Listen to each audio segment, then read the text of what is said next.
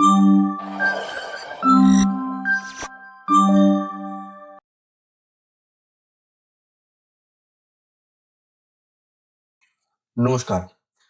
PPF এর আরো একটি নতুন ভিডিওতে আপনাদের সবাইকে স্বাগত জানাই। আজকের ভিডিওটিতে আমরা দেখব আজকের মার্কেটটিতে কি হলো, আগামী দিনে মার্কেটে কি হতে চলেছে এবং ডিটেল চার্ট অ্যানালাইসিস। তো ভিডিওটা পুরোটা ভালো করে দেখবেন। মার্কেটের chart analysis, sector chart analysis এবং মার্কেটের যে গুরুত্বপূর্ণ নিউজগুলো রয়েছে পুরোপুরি আমরা সেগুলোর উপর ডিটেল আলোচনা করব। ভিডিওটি যারা নতুন দেখছেন তাদের কাছে আমি একটাই রিকোয়েস্ট করবো, চ্যানেলটিকে সাবস্ক্রাইব করুন এবং ডেসক্রিপশনে থাকা গুরুত্বপূর্ণ যে লিঙ্কগুলো রয়েছে টেলিগ্রাম, হোয়াটসঅ্যাপ, ফেসবুক, ইনস্টাগ্রাম আমাদের যে পেজগুলো রয়েছে সেগুলোকে লাইক করুন, ফলো করুন এবং শেয়ার করুন। সাথে সাথে নিত্য নতুন আপডেট পাওয়ার জন্য সমস্ত সোশ্যাল মিডিয়া প্ল্যাটফর্মগুলোকে ফলো করুন, যাতে আগামী দিনে আপনারা আরো নতুন নতুন আপডেট পেতে থাকেন। কারণ এই চ্যানেলটি কোনো কোর্স সেলিং এর চ্যানেল নয়, পুরো গুরুত্বপূর্ণ তথ্য দেওয়ার জন্য আমরা এই চ্যানেলটিকে আরো এগিয়ে নিয়ে যাচ্ছি এবং আপনারা সেখান থেকে আশা করি উপকৃত হবেন। তো চলুন শুরু করা যাক আজকের মার্কেট চর্চা। আজকে যে মার্কেটটা ছিল, বেসিক্যালি আজকের মার্কেটটা একটা বুলিশ মার্কেট টাইপের ক্লোজিং দিয়েছে।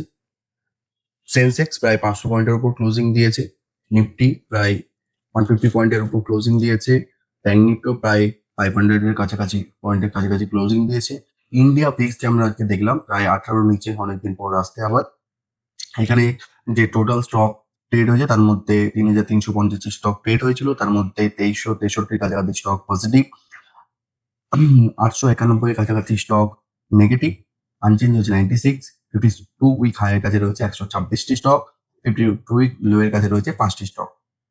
এরপর যদি আমরা দেখি ওয়ার্ল্ড মার্কেট যদি আমরা এশিয়ান মার্কেটে কিছু স্টক দেখি, নিকেই, হ্যানসেন এগুলো আজকে নেগেটিভে বন্ধ হয়েছে। ডাও জোন্স, এসপি 500, নাসডাক এগুলো পজিটিভ রয়েছে। গিফট নিফটিও সেকেন্ড সিজনের ফ্লাইট পজিটিভ। ক্রুড অয়েলকে আমরা আজকে অনেকদিন পর আবার 90 নিচে আসতে দেখলাম, সেখানে ক্রুড অয়েলের প্রায় 5% এর মতন ফল এসছে।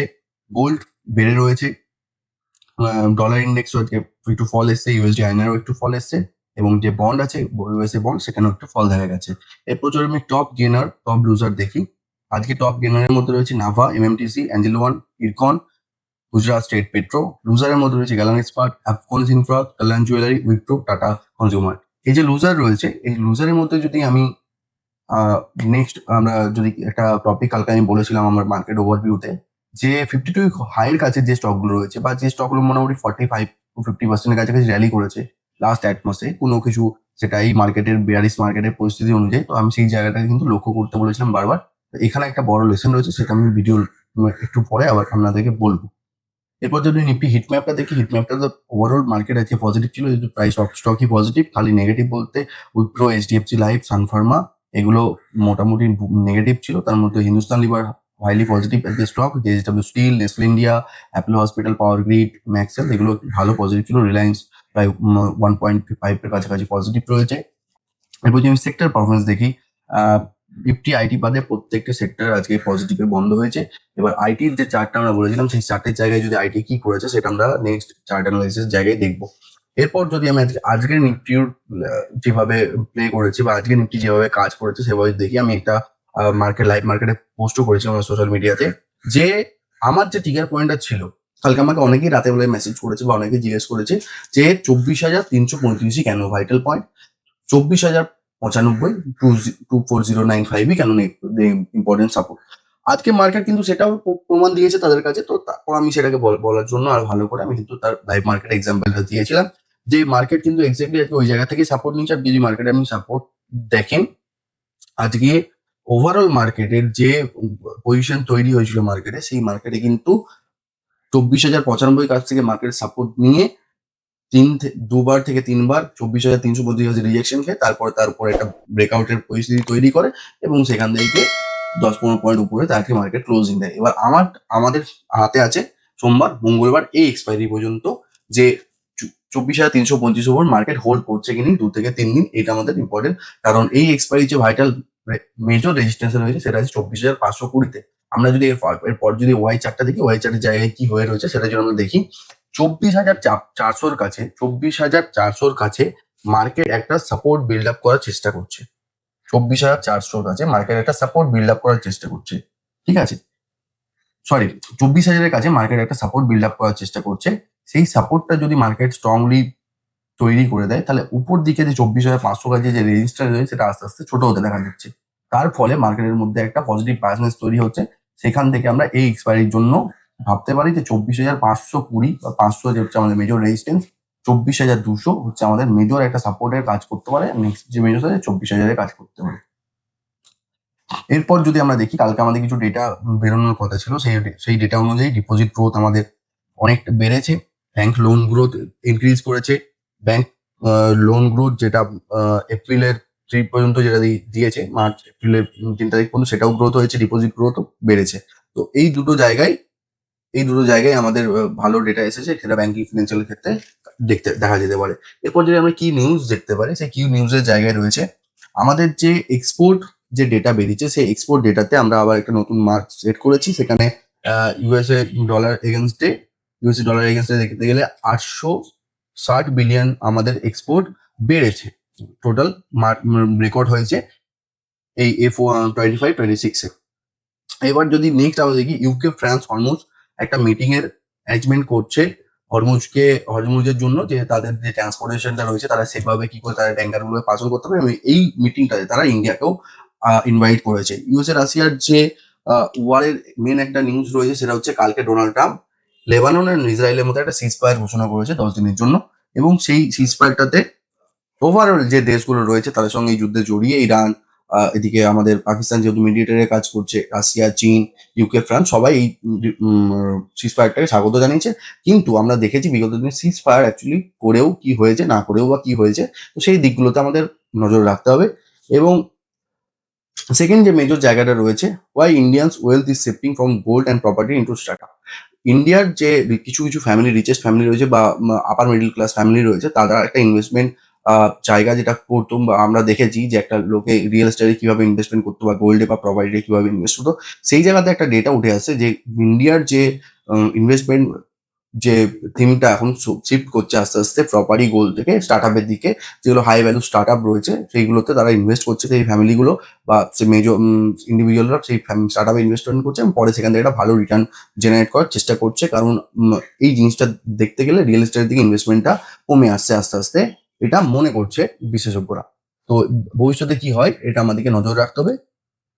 এরপর যদি আমি আমার ডেটাটা দেখি, আমার যে মার্কেট আউটলুকের ভিউটা ছিল সেটা হচ্ছে স্লাইটলি বুলিশ টু সাইডওয়েজ, আমি কন্টিনিউ বলেছিলাম, এবং আমার যে পয়েন্টগুলো ছিল এই পয়েন্টগুলোর উপর যদি হোল্ড করে তাহলে মার্কেট আপাতত বুলিশ রয়েছে, সেটা হচ্ছে 24,335 উপর 2 থেকে 3 দিন হোল্ড। ঠিক আছে, এবার আমি একটা বলবো যে watch and study the 50 week high stock, example গালান্তকে আমরা যদি দেখি, গালান্ত ইস্পাতকে, যে এই স্টকটা কন্টিনিউ 40 থেকে 5% দিয়েছে, 5% রিটার্ন দিয়েছে। এবার স্টকটা আজকেই ফল করেছে। ঠিক আছে, এটার উপর আমি একটা ডিটেল একটা ভিডিও আনবো যে 52 উইক হাইয়ের কাছে বা হাই রিটার্নেবল স্টক, যেগুলো 1-1.5 মাসের মধ্যে একটা হাই রিটার্ন জেনারেট করেছে, কন্টিনিউ একটা র্যালি করেছে, সেই স্টকগুলোর ক্ষেত্রে আমরা ইন্টারডেতে কিভাবে প্লে করতে পারি। এটা একটা থিওরি বা প্র্যাকটিক্যাল হিসেবে আমরা দেখেছি অনেক স্টকের ওপর, যে একটা স্টক যখন হিউজ র্যালি করে, পার্টিকুলারলি কোনো দিন কোনো একটা ডেটে এই স্টকগুলো আস্তে আস্তে সেখানে ইন্টারডে হিসাবে একটা বড় র্যালি করার চান্স থাকে।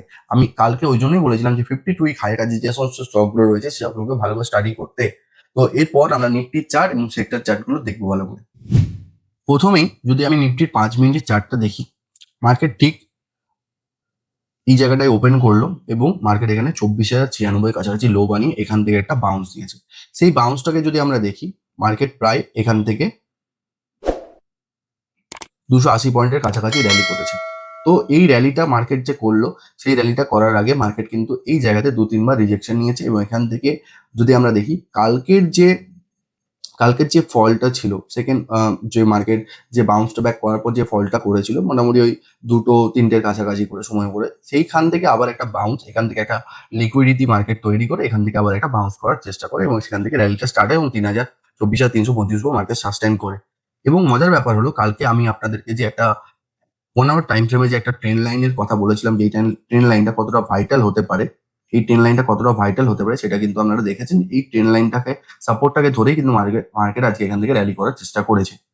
এরপর মার্কেটের জন্য যদি আমরা বড় টাইম ফ্রেমে 1 ঘন্টার টাইম ফ্রেমে মার্কেটকে দেখি, মার্কেট ঠিক সেইভাবে আমাদের যে জোনটাকে আছে সেই জোনটাকে কিন্তু মার্কেট এখনো পর্যন্ত রেসপেক্ট করেছে। এইখানকার প্যাটার্নটা, এই যে প্যাটার্নটা এখানে তৈরি হচ্ছে বা এই যে স্ট্রাকচারটা এখানে বিল্ড হচ্ছে ডেইলি টাইম ফ্রেমে, এইটার উপর আমাদেরকে কিন্তু নজর রাখতে হবে। আশা করছি এখান থেকে একটা কিছু বেরিয়ে আসবে, যেটা হয়তো মার্কেটের জন্য একটা মেজর রেজিস্ট্যান্স বা মেজর সাপোর্ট হিসেবে কাজ করতে পারে। তো আমরা নেক্সট ডে যখন প্রি মার্কেট আলোচনাটা করবো নেক্সট ডে মার্কেটের জন্য, সোমবারের মার্কেটের জন্য, সেখানে আমরা এটা দেখবো। এটা আজকে আমি আর বলছি না, এটা আজকের যে জিনিসগুলো হয়েছে সেটার উপর দেখি। আমি যদি আজকে আইটি সেক্টর, আইটি ইন্ডেক্সটাকে দেখি, আইটি ইন্ডেক্সটা আমরা যেমন প্রত্যাশা করেছিলাম, চার্টে আমরা দেখেছিলাম যে এই জায়গাটা আইটি সেক্টরের জন্য 31,560-এর জায়গাটা কতটা ভাইটাল, এই জায়গাটা থেকেই কিন্তু এই জায়গাটাই বারবার একটা আইটি সেক্টর, আইটি ইন্ডেক্সটা বারবার এখান থেকে সাপোর্ট নেওয়ার চেষ্টা করছে। আরো যদি আপনি সেক্টরগুলোকে একবার দেখেন, সেক্টরগুলোকে যদি আমরা দেখেন, সেটা হচ্ছে পিএসইউ ব্যাংকের ক্ষেত্রেও আমরা যে 8,930 যে জায়গাটা দেখলাম, সেই জায়গাটা পিএসইউ ব্যাংক কিন্তু আটকাছে। এবং এই যে এফএমসিজি ইন্ডেক্স যেটা আমি বলেছিলাম যে 48,370, এই জায়গাটা আইটি এফএমসির জন্য ভালো। আজকে অলরেডি আমরা দেখতে পাবেন যে আইটি সেক্টর এই জায়গাটা থেকেই কিন্তু মুভমেন্ট এসেছে। এগুলো একদিনে হয়তো হবে না, বাট এই আপনারা বারবার আপনাদেরকে আমি বলেছিলাম যে চার্ট অ্যানালাইসিস এর মাধ্যমে কিন্তু আপনাদেরকে সেই জায়গাগুলো তুলে ধরতে হবে। চার্ট অ্যানালাইসিস যত বেটার হবে তত কিন্তু এই আপনাদের দিকগুলো ধরে উঠবে। তো আজকে মার্কেটে যে এফএমসিজি এতটা মুভ করেছে, কোন জায়গা থেকে করবে সেটা ধরার জন্য কিন্তু আমাদেরকে তার সেক্টরের চার্টটা অবশ্যই দেখতে হবে, এবং সেক্টরের চার্ট দেখার পরে কিন্তু আমরা স্টকটা দেখতে পাবো। আমি যখনই আমি স্টকগুলো ফাইন্ড করি, তখন আমি তার সেক্টরকে আগে দেখি, তারপরে সেই সেক্টরের স্টক এবং তাদের যে 52 হাই বা লো রয়েছে, কিরকম কি ভলিউম তৈরি করেছে, কত ইএমএ বা কত ডিএমএ তাদের সাপোর্ট রয়েছে, এইগুলো কিন্তু আমি দেখার চেষ্টা করি। তো আমি পরপর এই ভিডিওগুলো আনবো, কিভাবে স্টক সিলেকশন করবো বা কিভাবে 52 হাই স্টক, 50 লো স্টককে আমরা ট্রেড করবো, সেগুলো কিন্তু রাখবো। তো আজকের ভিডিওটাকে আর বেশি দীর্ঘায়িত করবো না, আজকের ভিডিওটা এখানে শেষ করছি। আগামী দিনে আবার দেখা হবে। নমস্কার।